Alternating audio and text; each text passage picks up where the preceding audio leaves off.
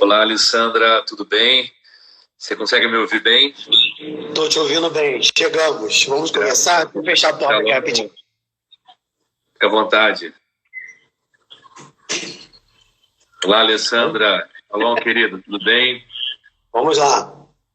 E aí, meu amigo, como é que você está? Tudo ótimo. Apreensivo, né? Tá, normal. Normal. Ontem na minha live com a Vilma, a câmera caiu. Foi um caos total. E, varão, aqui caiu um treco aqui. Então, vamos lá. A minha caiu ao vivo, foi um vexame. Ó, Jesus, cara. Daqui a pouco a gente familiariza. É verdade, é verdade. Está aí com a gente a nossa amiga Alessandra, tem mais uma outra pessoa que não deu para ver aí. Quanto tempo, Alessandra? Um grande beijo para você, para sua família. O Castro, Carlos Castro, Elisa, tudo bem? Muito bom, muito bom. Muito bom ter vocês aqui e eu queria apresentar para vocês essa pessoa maravilhosa que está aqui com a gente participando dessa live, o Carlos Henrique. Carlos Henrique, ele é psicólogo clínico, ele é psicanalista, teólogo, palestrante, professor de educação teológica. Esse cara é tudo de bom. É um amigo que a gente guarda no nosso coração e que hoje está aqui com a gente para compartilhar de um assunto muito importante chamado ansiedade, né? Como a ansiedade nos desconstrói. E, Carlos Henrique, muito obrigado, viu? Obrigado pela sua participação, obrigado aí para a gente estar desenvolvendo e dividindo todo esse conhecimento que você também tem, cara. Muito bom estar aqui com você. E para começar, meu amigo, eu queria citar algumas frases. Uma delas é a seguinte frase: nada é tão lamentável e nocivo como antecipar as desgraças. Uma frase de Sêneca. E uma outra frase que eu gosto muito, do Erich Fromm, que diz assim: somos uma sociedade de pessoas com notória infelicidade. Solidão, ansiedade, depressão, destruição, dependência. Pessoas que ficam felizes quando matam o tempo que foi tão difícil de conquistar. Falando sobre ansiedade, Henrique, eu queria primeiro que você compartilhasse com a gente de que maneira essa pandemia, de que maneira essa reclusão social impactou na sua vida. Compartilha com a gente. Bem, vamos lá. Boa tarde, pessoal. Estou feliz por essa oportunidade, feliz por esse convite que o Márcio me fez, ok? Eu estou meio, vamos dizer assim, meio tímido, porque realmente eu não tenho muita familiaridade com fazer lives. Esse é a primeira de muitos, assim eu creio. Mas vamos lá, a pergunta é: de que maneira o coronavírus impactou minha rotina? Completamente.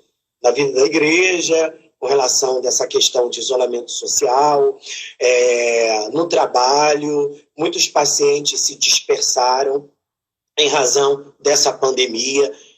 Na minha vida pessoal, o isolamento interferiu, porque eu sou uma pessoa que eu tenho um ritmo de vida muito frenético, ok? Então, de uma certa maneira, esse marasmo incomoda um pouquinho. Por mais que você produza em casa, que nem, por exemplo, eu estou dando aula pelo Zoom, estou tirando dúvidas de alunos pelo e-mail, pelo WhatsApp, mas o fato de você saber que você está sendo obrigado a se colocar nessa posição de isolamento social, eu acho que isso interfere no emocional, porque nós gozamos dessa liberdade. Então, essa dificuldade, essa situação de tolimento com relação ao ir e vir, de alguma maneira isso nos transtorna. Mas nós precisamos ser adaptáveis, né? Então um em muito, mas a gente vai sobrevivendo.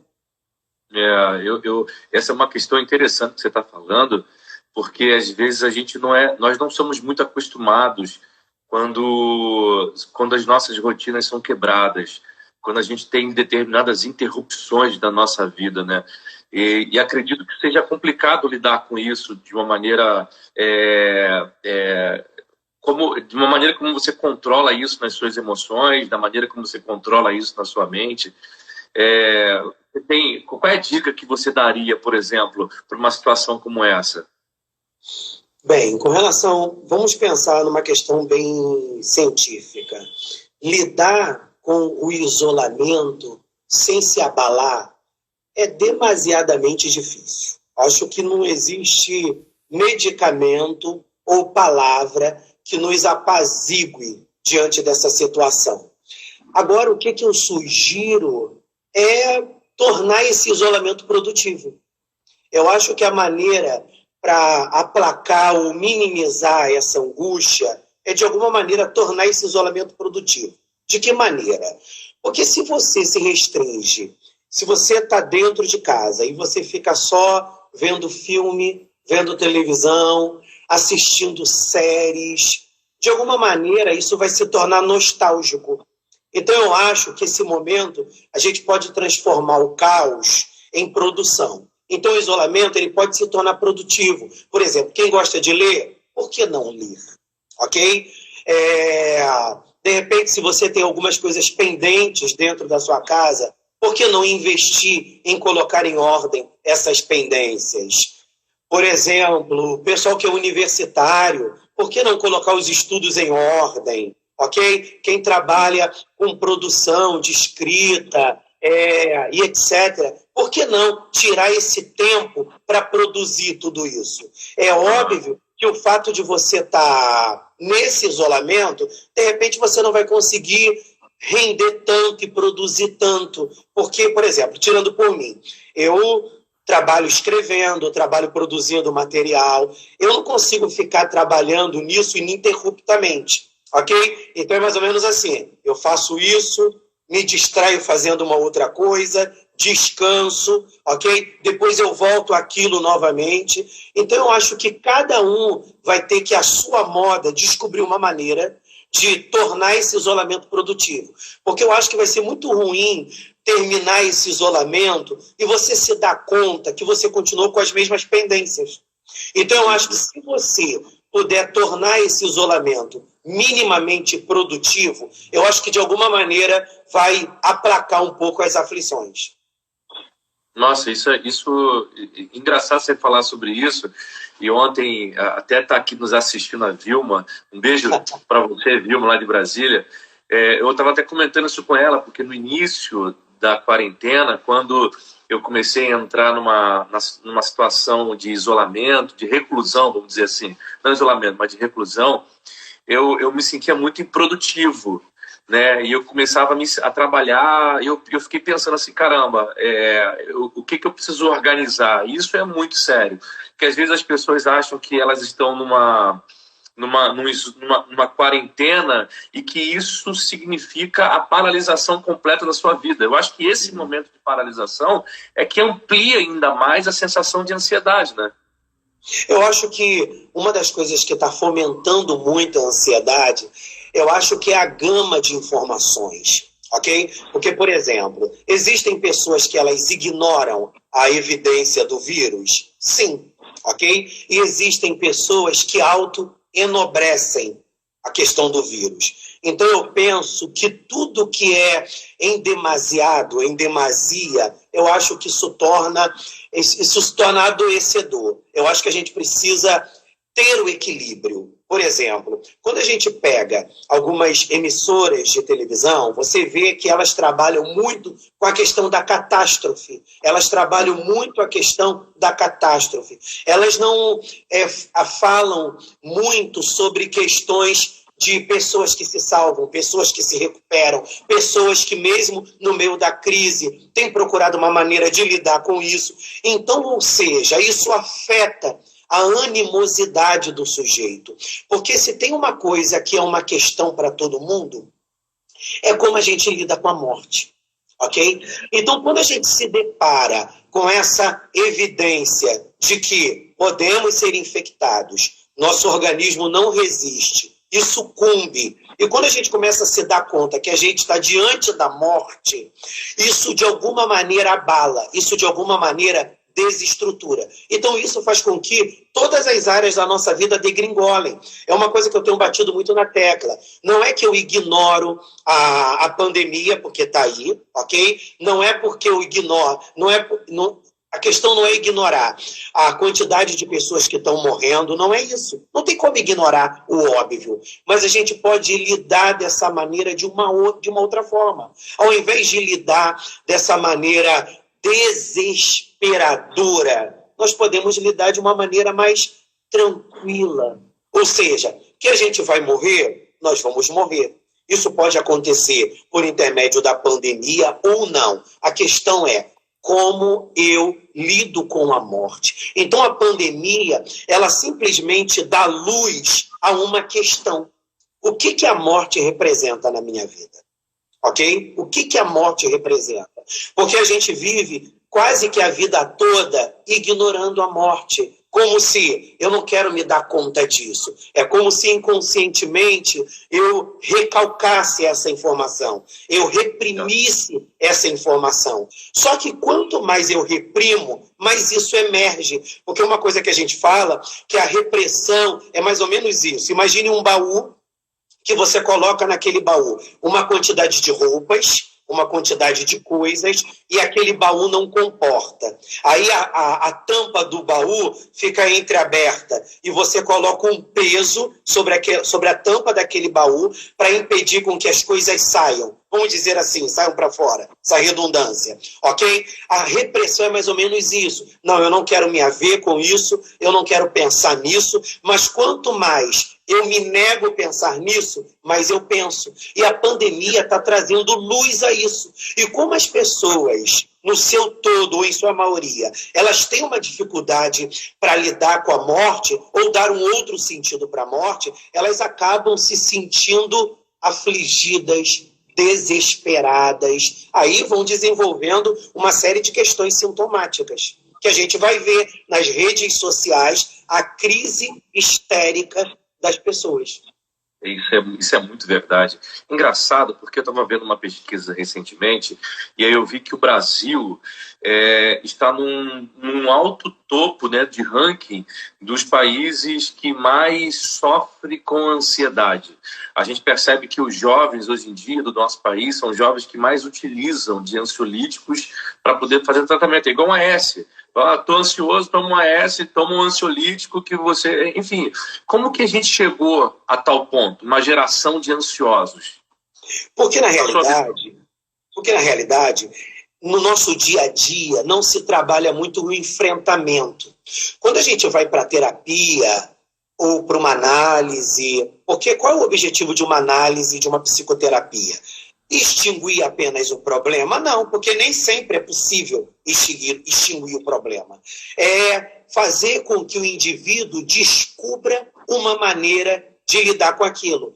Porque eu não sei, eu acho que você já percebeu que você é alguém que reflete na vida. Por exemplo, na vida tem coisas que a gente vai poder mudar e tem coisas que a gente não vai conseguir mudar. Ok? Está aí a questão da reclusão, do isolamento. Tem como a gente mudar isso? Não. Mas a maior questão não é com aquilo que a gente consegue mudar na vida. Porque o que é aquilo que a gente consegue mudar, mudou, pronto, o problema foi resolvido. A questão é aquilo que eu não consigo mudar. Então aquilo que eu não consigo mudar, eu vou ter que enfrentar. Ok? E nós vivemos numa sociedade que enfrentamento para algumas pessoas é discussão. Enfrentamento para algumas pessoas é bate-boca. E na realidade, enfrentamento não é isso. Enfrentamento é você se olhar no espelho, se dar conta de quais são as suas questões, se dar conta de quais são os seus medos e buscar uma maneira de lidar com eles. Se eu não consigo fazer isso sozinho, que eu busque a ajuda de um profissional. Então, de alguma maneira, o medicamento, não é que eu estou querendo levantar a bandeira contra o medicamento, porque tem algumas questões que o medicamento ele é demasiadamente importante para estabilizar o paciente, o indivíduo, para a gente poder trabalhar com ele. Mas para algumas pessoas, esses ansiolíticos se tornou um meio para se anestesiar, fugir da realidade. Ok? Fugir da realidade e não enfrentar. Enquanto a gente vai fugindo da realidade, mais a gente vai se desestabilizando e se desestruturando. Quanto mais a gente vai buscando estofo, estrutura para trabalhar o enfrentamento e lidar com a realidade, mais saudável nos tornaremos. Nossa, muito bom, muito bom. Henrique, existe uma linha filosófica que mostra, tanto filosófica quanto teológica, que mostra que o sofrimento humano ele é proveniente do desejo. A gente deseja o tempo todo, a gente deseja ser feliz, a gente deseja até resolver problemas que ainda nem existiram. A gente deseja, faz parte da transcendência humana, o desejo, desejar do homem. Vou te fazer uma pergunta, é possível domesticar o desejo? Vamos lá, eu vou responder essa pergunta pelo viés da psicanálise, ok? Eu não vou, nesse momento, pensar em desejo. Eu vou falar que, na realidade, a gente tem essa dificuldade porque a gente luta e resiste uma coisa chamada castração, ok? Por exemplo, quando nós somos crianças, nós lidamos muito de perto com uma coisa que a gente chama de princípio do prazer. A gente lida muito de perto com o gozo, a gente lida muito de perto com o prazer, com a completude, porque os nossos pais, eles nos abastecem, ok? Eles nos nutrem demasiadamente. Então, quando a gente é criança, muito pequeno, nós ainda não nos havemos com a falta, ok? Mas em algum momento, que isso aí é pauta para uma outra live, em algum momento a gente se depara com a castração.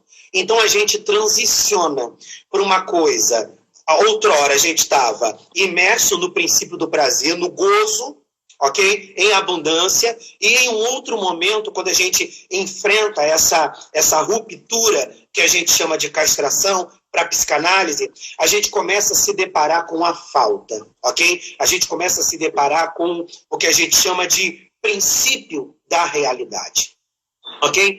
Só que a castração, ela se inscreve na vida de cada indivíduo de uma maneira diferente. Então a castração é importante, sim, para fazer com que a gente se depare com uma falta, ok? E essa falta nos leve a desejar. Porque o que nos torna seres de desejo? A falta, ok? Eu desejo aquilo que me falta. Porque inconscientemente eu tenho um afã de viver a completude, ok? Então, vamos voltar para a pergunta aí. Faz a pergunta novamente, que eu me perdi um pouquinho.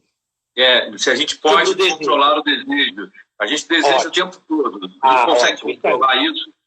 Vamos pegar. Cara, controlar o desejo é uma coisa assim meio quase que impossível. Não tem como controlar o desejo, porque nós somos seres de desejo. Acho que foi aí que eu me perdi. Por exemplo, nós somos seres de desejo. Mas, por exemplo, tem como eu ter tudo o que eu desejo? Não. Então, eu preciso saber lidar com o princípio da realidade. Então, a questão não é controlar o desejo, mas é eu saber lidar quando eu não consigo viver a completude desse desejo, ou seja, eu não consigo a realização completa, ok? Que aí eu preciso analisar por que eu não consegui viver aquela realização, ok? Porque nós vivemos muito num devaneio, ok? Às vezes, a gente sai um pouco da realidade e a gente fica imerso em demasia, na fantasia, e a gente começa a desejar coisas, cara, que estão fora da realidade.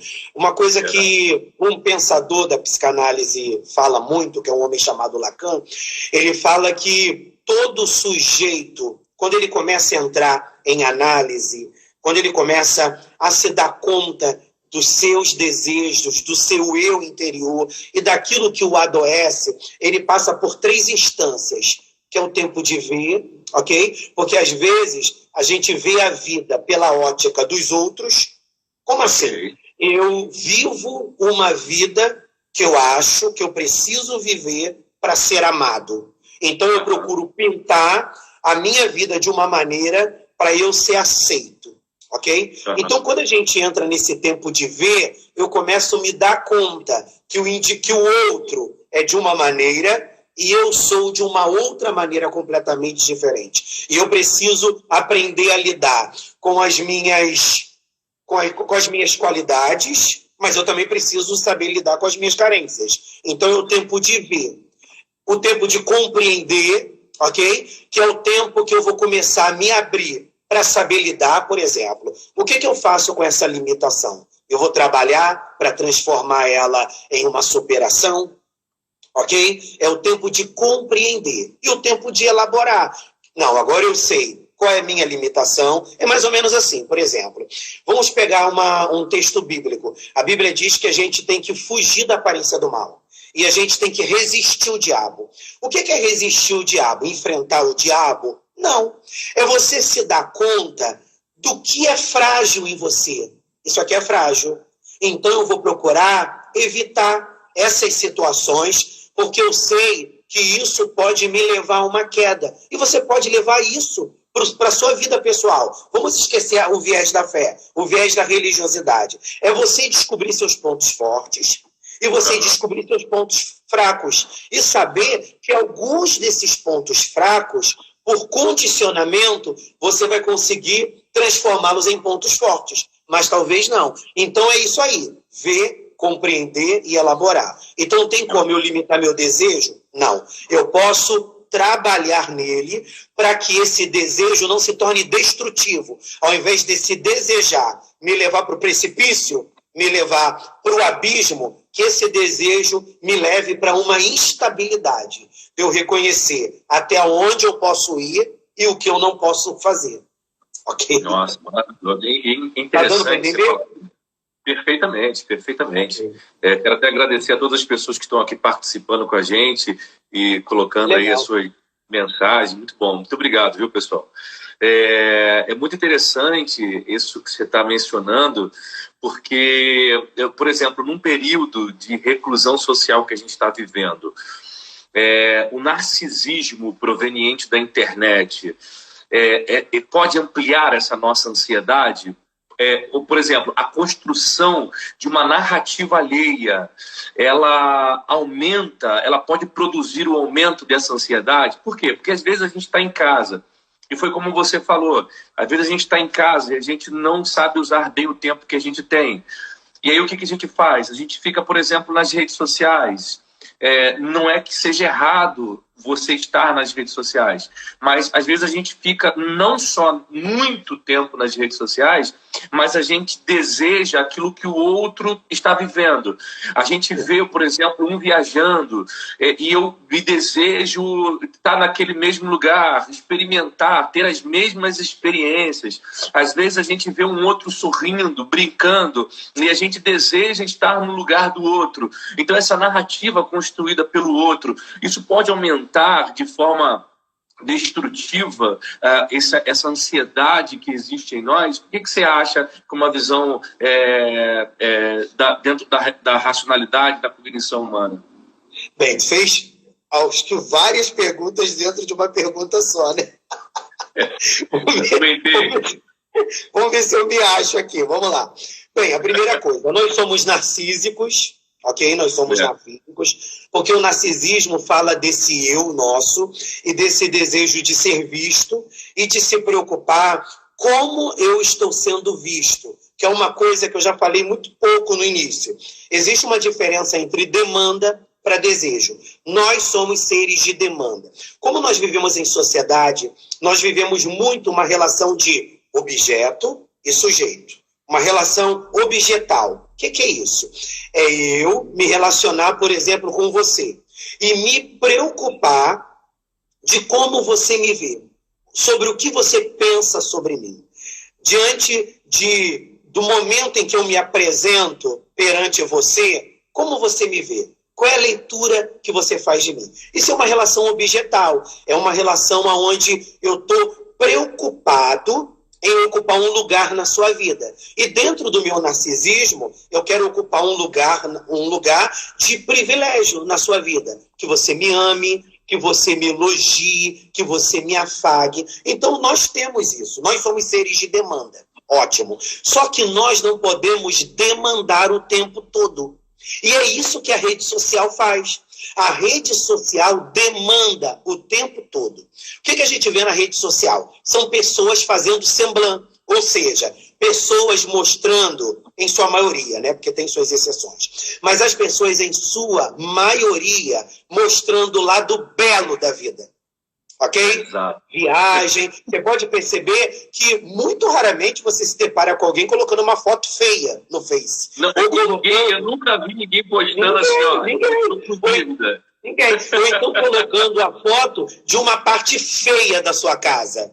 Entendeu? Então, ou seja, nós fazemos semblant o tempo todo. Ok? Então, a rede social é um meio que traz essa demanda, tem esse apelo de fazer com que nós mostremos o lado belo da vida. Só que o que a gente precisa perceber? A vida não é só bela, ok? A vida tem o seu lado belo, mas também tem o seu lado catastrófico. A gente está vendo aí, ok? Então a vida não é somente bela. Então, como é que a gente descobre uma maneira para lidar com aquilo? Primeiro, se aceitando, ok? Sabendo que aquela é a vida daquela pessoa. E você tem a sua própria vida.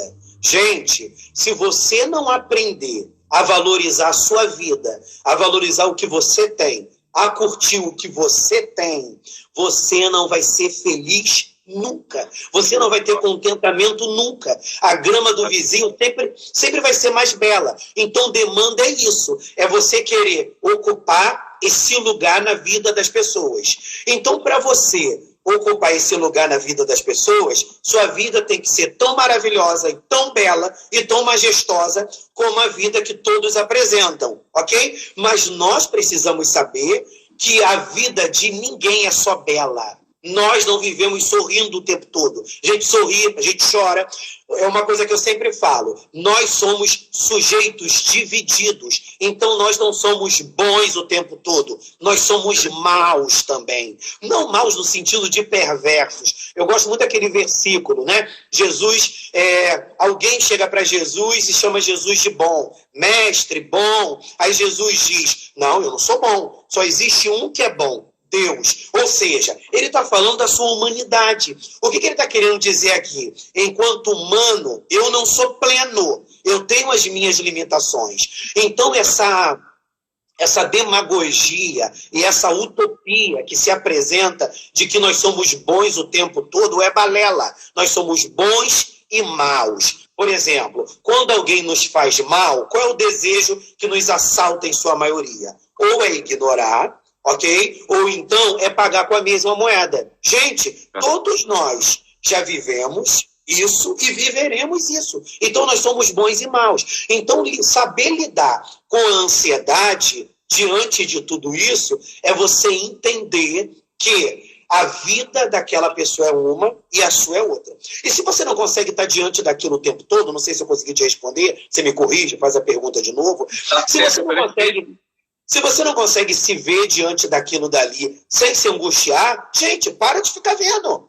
Saia da rede social. Não fica o tempo todo diante daquilo dali. Porque, gente, rede social é uma coisa. Vida real é outra, completamente diferente. Se eu não te responder, tu faz a pergunta novamente. Não, você tá fazendo exatamente as devidas observações. E eu estava pensando aqui, enquanto você estava falando...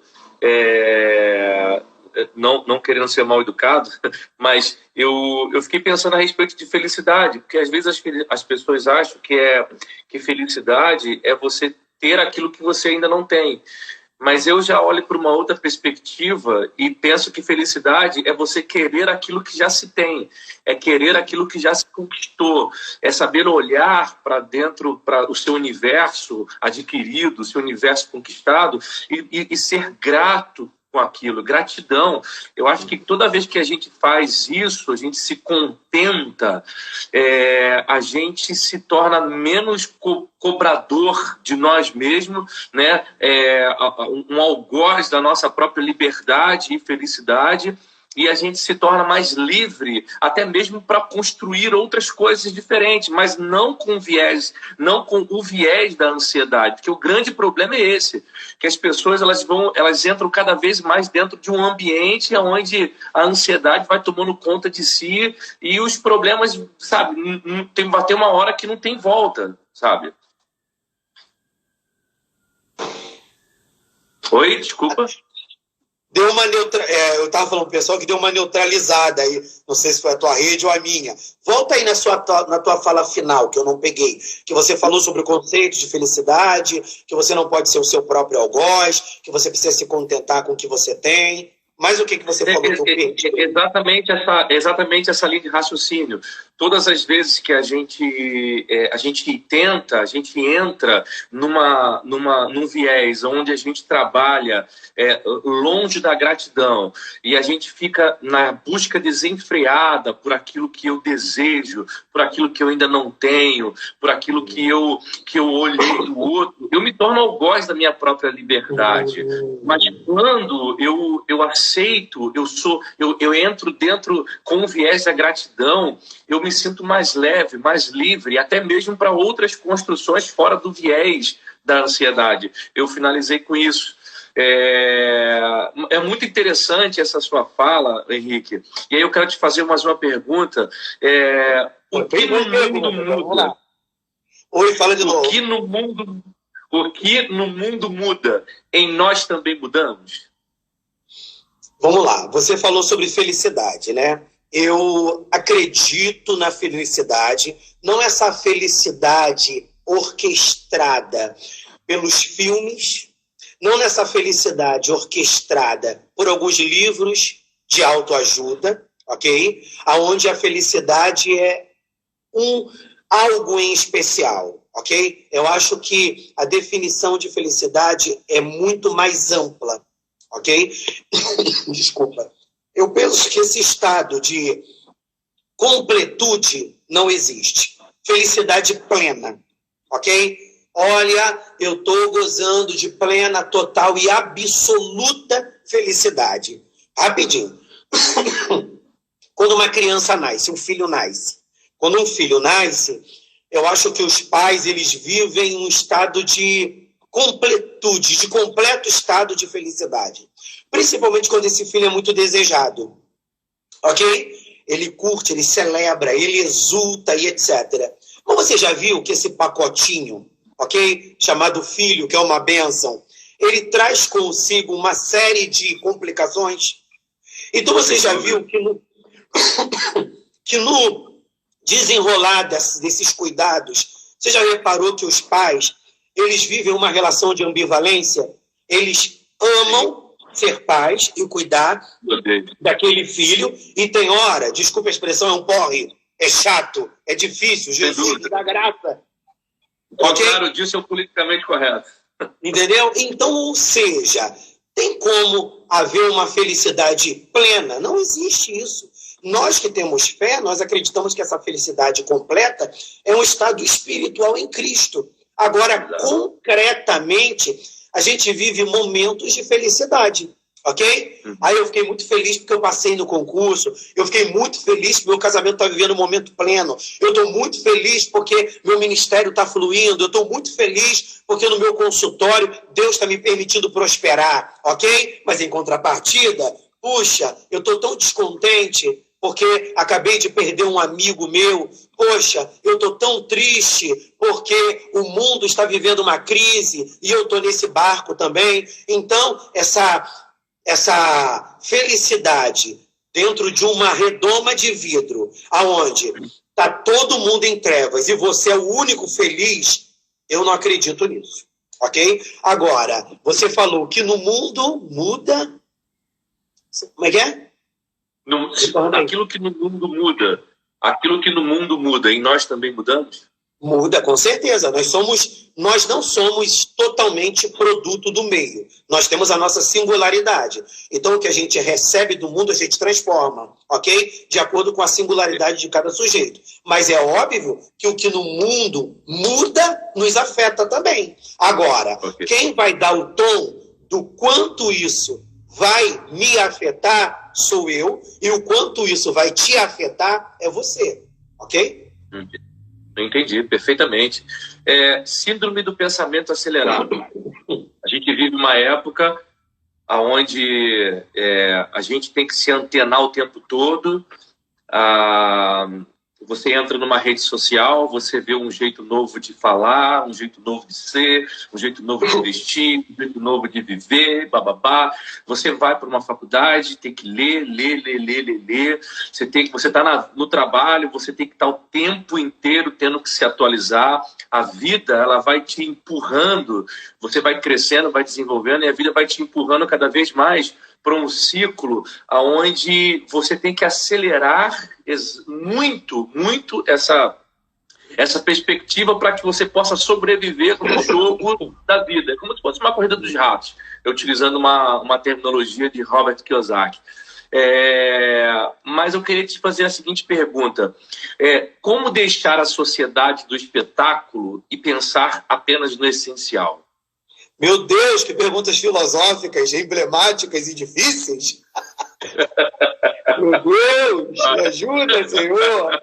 Vamos lá, vamos pensar aqui. Pai das luzes que não muda. Não, porque você fez muitas perguntas. Meu maravilhoso, cara. Vamos lá.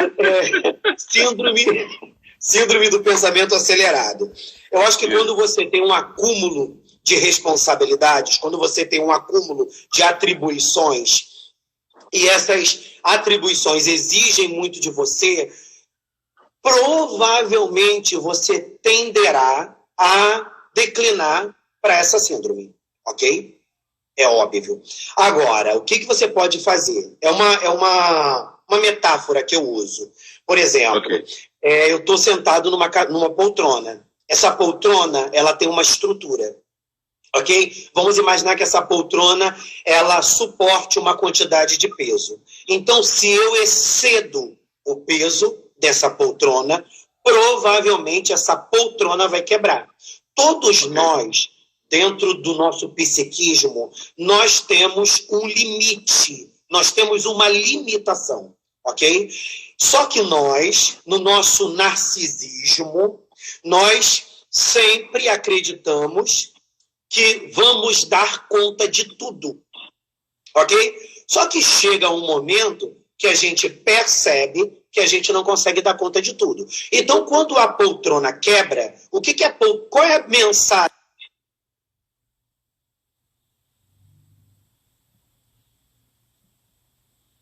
Acho que a internet do Henrique está dando uma pequena falha, mas em breve vai retornar.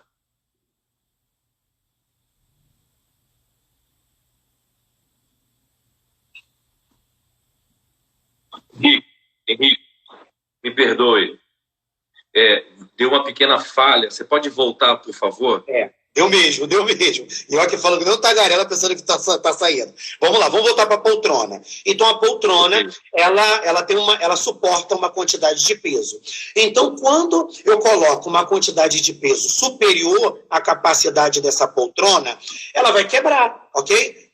Que metáfora aí? O que isso tem a ver com a nossa vida? Todos nós temos uma situação limite. Então, quando a gente começa a adoecer, começa a deprimir, começa a desenvolver uma ansiedade muito grande, quando os pensamentos acelerados começam a me assaltar demasiadamente, o que isso está me dizendo? O que o meu psiquismo está me mandando como mensagem? Você não está dando conta de tudo isso. Entendo. Então, se você não está dando conta de tudo isso, desacelera. Senão você vai adoecer e vai tender a enlouquecer. Eu acho que eu te respondi a primeira parte, né? Agora, a frase final, eu acho que eu não te respondi, não. Não, está indo. Por favor, continue. Qual é a frase final que você me passou? Como deixar a sociedade do espetáculo... Como deixar a sociedade do espetáculo e pensar apenas no essencial? Porque, às vezes, no meio de uma confusão de coisas que a gente acha, que que a gente deveria de estar aprendendo, a gente acaba deixando aquilo que é importante. E eu não sei se já aconteceu com você, mas pelo menos já vi outras pessoas relatando, é que elas falam assim, poxa, eu fico focando em um monte de coisa e não aprendo a observar aquilo que é importante, que é essencial. Então, é nesse momento que você percebe que está tudo degringolando, que você não está dando conta de tudo, e o que você vai ter que fazer? Você vai ter que começar a selecionar. Você vai ter que começar a separar o que é secundário do que é prioritário, ok? Não existe uma maneira... Por exemplo, eu não tenho como dizer, Márcio, o essencial para você é isso, e você dizer, Henrique, o essencial para ti é aquilo. Não tem como. Sou eu, você e aquele que nos assiste e fazendo essa seleção. Isso aqui eu não posso negociar. Isso aqui eu não posso abrir mão. É essencial. Por exemplo, eu lembro que quando eu estava concluindo a minha pós-graduação, minha última pós-graduação, eu estava numa rotina muito frenética aqui na igreja, preparando estudos, seminários, dando aula ali, dando aula aqui, e eu não estava dando conta dos projetos, dos artigos que eu tinha que produzir. Aí o que eu fiz? Eu comecei a selecionar coisas que eu poderia procrastinar. Ó, isso aqui não tem tanta necessidade de eu fazer agora. Então eu vou deixar isso para depois e eu vou priorizar isso. Porque isso, nesse momento, é o essencial. Então é mais ou menos isso. Perfeito, okay? Perfeito. Dentro de uma perspectiva sua, como profissional, principalmente um profissional da área da saúde mental, qual é o impacto na nossa saúde mental que uma reclusão social ela causa? Desde o início dessa pandemia, que começou a alarmar e etc., a minha preocupação foi essa, entendeu? Minha preocupação foi essa. Cara, o pessoal está numa crise de histeria tão grande e isso vai redundar em depressão, isso vai redundar em síndrome de pânico, isso vai redundar em transtorno de ansiedade. Então, é óbvio que isso vai ter um impacto na saúde mental das pessoas. Ok? Vai ter um impacto, como já está tendo. Não tem como dizer, não, isso não vai trazer impacto. Vai trazer, ok? Porque nós somos movidos por resultados, ok?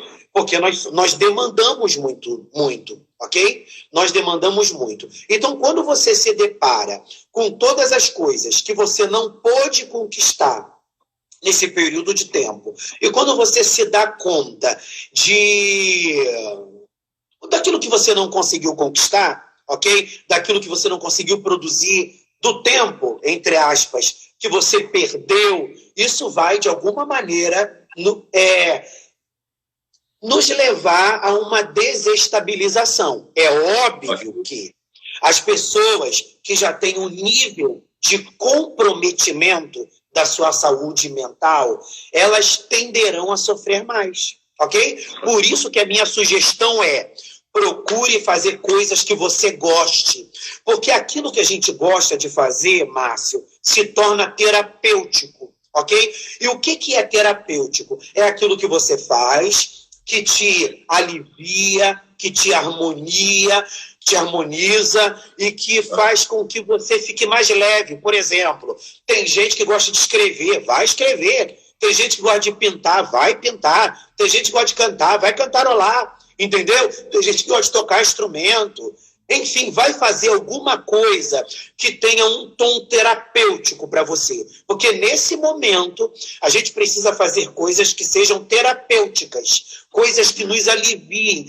Falar com amigo, ligar, conversar pelo Messenger. Tudo aquilo que, de alguma maneira, faz o tempo passar de maneira leve, é terapêutico e nos ajuda. É como se fosse brecando essa possibilidade de um adoecimento. Perfeito, perfeito. Como dentro de uma visão macro da vida humana, do indivíduo, como você vê que a ansiedade ela pode nos desconstruir, Henrique? Bem, sabe o que eu digo? eu me refiro assim, sabe aquelas construções elementares da vida, as emoções básicas, as criações dentro do âmbito do indivíduo, das emoções, do psíquico humano, que a gente vai conduzindo isso, a vida, quando a gente vai se desenvolvendo e crescendo, e isso nos molda nas nossas relações, isso nos molda nas nossas construções, naquilo que a gente faz a nível de profissão, carreira, sentimento, amor, família, relacionamento de uma forma em geral, né? Como que a ansiedade ela pode nos desconstruir?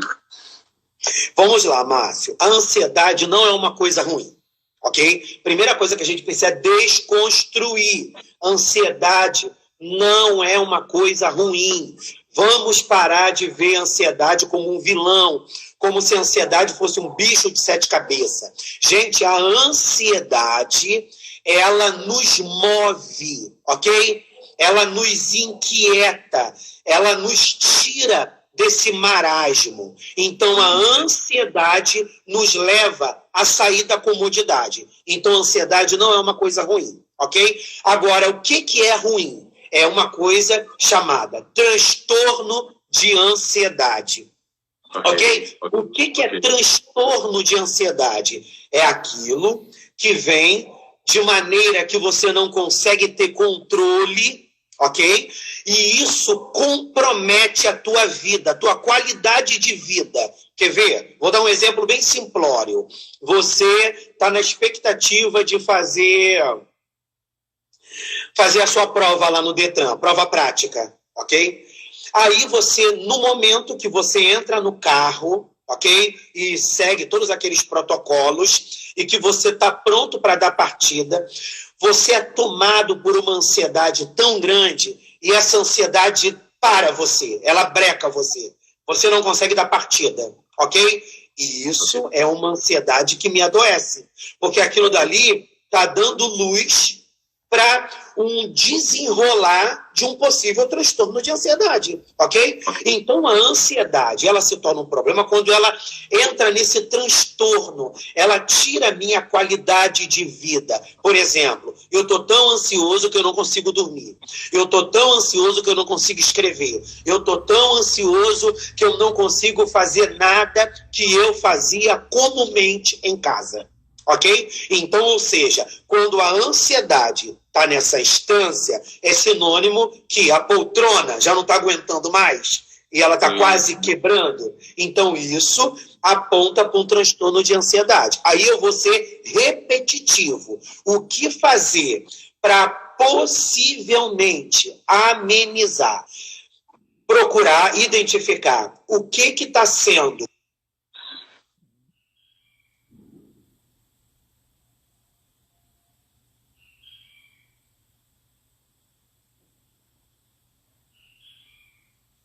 Acho que a internet do Henrique deu mais uma falhada. Em breve a gente vai voltar. Só um minutinho, pessoal.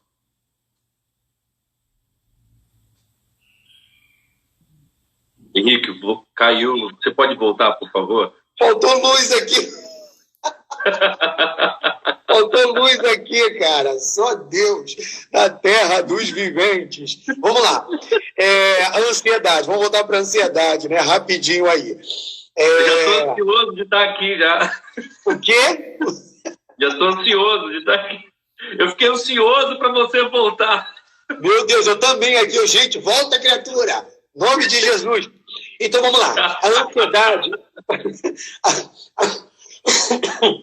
A ansiedade faz parte da vida. A ansiedade me faz mal quando ela me desestabiliza, quando eu não consigo produzir, quando eu não consigo fazer nada. Ok? Então, deixa eu voltar para uma mesma coisa que eu estava falando no início. O que eu posso fazer para amenizar essa ansiedade? Descobrir o que está potencializando isso. Por exemplo, eu estar em contato com as redes sociais, com os grupos que eu faço parte, aonde está se falando de morte, de caos. Isso está mexendo comigo. Gente, silencia esses grupos e não entra neles. Ok? A melhor maneira de você brecar ou minimizar essa ansiedade, é isso. Agora, a ansiedade em demasia vai se tornar um transtorno de ansiedade. Aí, transtorno de ansiedade, você vai precisar da ajuda de um profissional. Porque, por exemplo, o transtorno de ansiedade ou qualquer doença psíquica, a gente diz que é a ponta do iceberg, ok? Então, a doença, ela é um sintoma. E todo sintoma, ele traz consigo uma história. Então, se a pessoa está sintomatizando com ansiedade, com depressão ou com qualquer outro transtorno, o que o psiquismo dele está querendo dizer? Eu estou doente, tem algo que eu não estou sabendo lidar, ok? Então não adianta a gente ficar preso ou rotular o paciente, o sujeito. Não, o caso dele é depressão. Não, o caso dele é transtorno de ansiedade. Não, o transtorno de ansiedade e a depressão é a ponta do iceberg. Mas uma série de outros fatores corroboraram para ele sintomatizar daquela maneira. Então, qual vai ser o papel do profissional? Ouvir aquele paciente para ir identificando aonde foi o ponto de partida para aquele adoecimento. Por isso que nós da área da psicologia ou da psicanálise, nós temos o hábito de dizer que a cura vem pela fala, ok? Mas não é uma fala como você desenrola com um amigo, ok? Porque quando você fala com um amigo, você tem aquele tom de diálogo, o amigo às vezes se coloca nesse lugar de alguém que detém o saber, então vai trazer para você uma palavra de aconselhamento. Isso a gente chama de catarse, que você está falando para se aliviar com um amigo. Mas o que vai acontecer na terapia vai ser uma anamnese. No início vai ser feita uma série de perguntas, ok? Vai ser feita uma entrevista para a gente ir traçando, que isso não acontece num atendimento só, para a gente ir traçando um perfil daquele sujeito, para a gente ir identificando aonde pode ter sido o ponto inicial para essa questão da ansiedade. Então, por exemplo, quem está tendo muita crise nesse período de isolamento, de reclusão, provavelmente são pessoas que já tinham ou já estavam com alguns problemas na vida dela. E essa reclusão, esse isolamento, foi a gota d'água que faltava para o copo transbordar. Cara, perfeito. E eu já vi muitas pessoas falando exatamente isso. Falou que parecia engraçado que na terça-feira a gente conversou aqui com a Vilma e tocamos no assunto do negacionismo. As pessoas, elas negam não só fatores externos, mas elas acabam também entrando numa via de negar algumas coisas internas, fatores internos. E coisas que estão ali sobressaindo, batendo a porta. E eu acho muito interessante esse assunto que você está falando, porque não adianta ficar negando a existência de problemas. É você objetivar e tentar resolver, analisar. E eu acho interessante uma fala sua, que é objetivar e saber, cara, é isso aqui que é uma das coisas que estão me trazendo excitações exacerbadas, crises, né, que me levam a uma crise de ansiedade, cortar aquilo ali, agir rapidamente para tomar uma decisão e não deixar prolongar mais aquele assunto. Eu achei isso maravilhoso. E, assim, eu só um minutinho, pessoal, que eu acho que o Henrique, a internet dele deu mais uma falhada, só para ele voltar aqui, ele nos acompanhar. Ok, voltou. E, assim... Nessa rede, que boicote é esse? É boicote da nossa live, meu amigo. Vou te falar, não.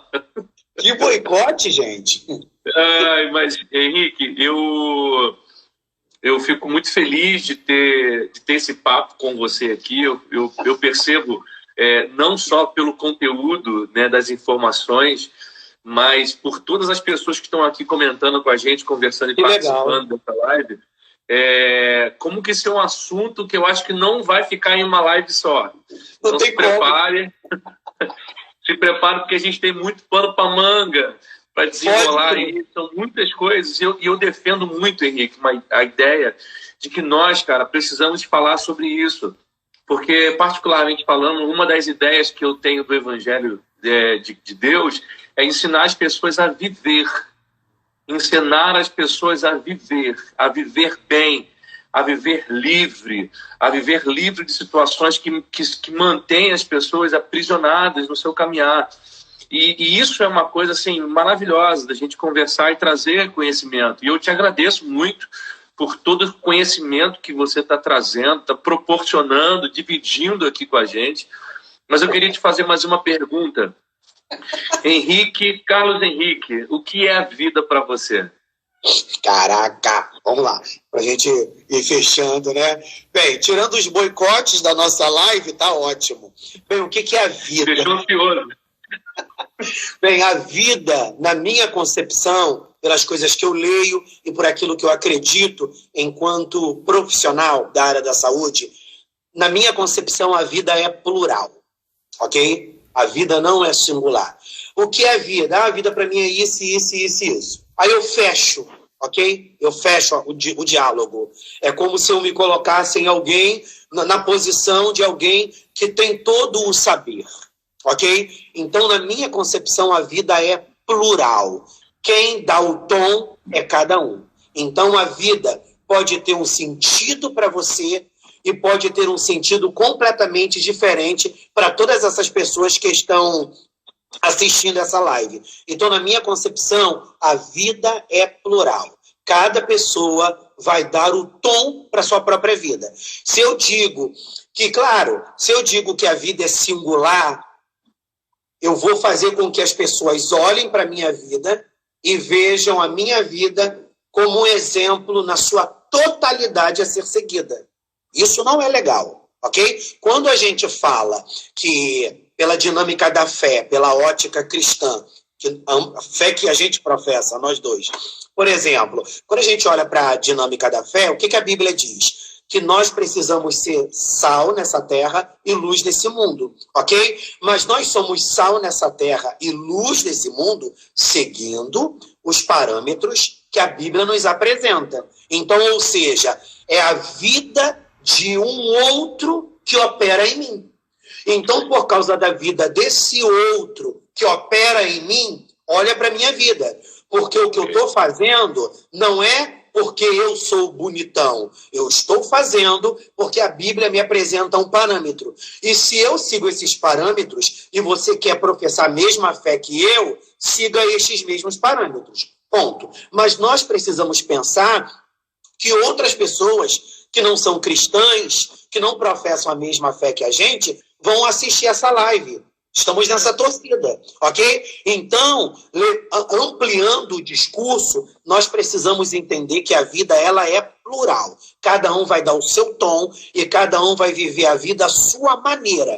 A gente só precisa considerar que tem coisas que poderão se tornar destrutivo. Por exemplo, quando a gente pensa numa pessoa que é compulsiva no vício das drogas, ok?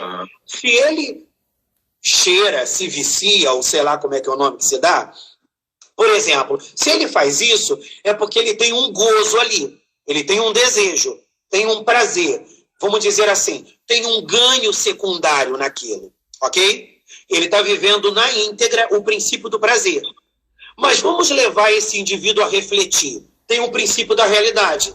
E o princípio da realidade faz a gente levar aquele indivíduo a refletir no seguinte: se você continuar vivendo a vida que você está vivendo, essa vida vai te precipitar numa ruína. E será que vale a pena, ok? Você viver esse gozo na sua totalidade e esse gozo te levar a uma autodestruição, ok? Então a gente vai levar o indivíduo a refletir. Agora, eu não posso inibi-lo, ficar com ele 24 horas. Não. A tua vida é muito importante e você não pode se drogar para não morrer. Não. Quem tem que valorizar a sua vida é cada um, ok? Então eu preciso valorizar a minha vida, você precisa valorizar a sua vida E assim vai, ok? Porque a vida, ela tem a sua subjetividade. E a nossa subjetividade aponta para aquilo que a gente é. Então, de repente, a vida, para mim, não tem importância. Então, eu vou viver de qualquer maneira. Não, a minha vida tem importância. Então, eu não vou me autodestruir. Maravilha. Henrique, muito obrigado. Obrigado a todos que participaram dessa live. Ó, um beijo no coração de vocês.